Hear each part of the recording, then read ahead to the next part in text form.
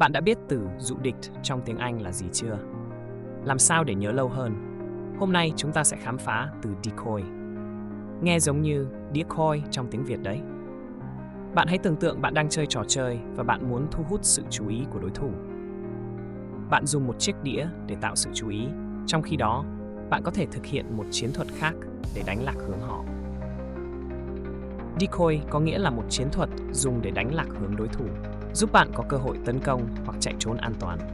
Nhớ nhé, decoy để thu hút sự chú ý. Bạn muốn học thêm từ nào? Bình luận phía dưới nhé!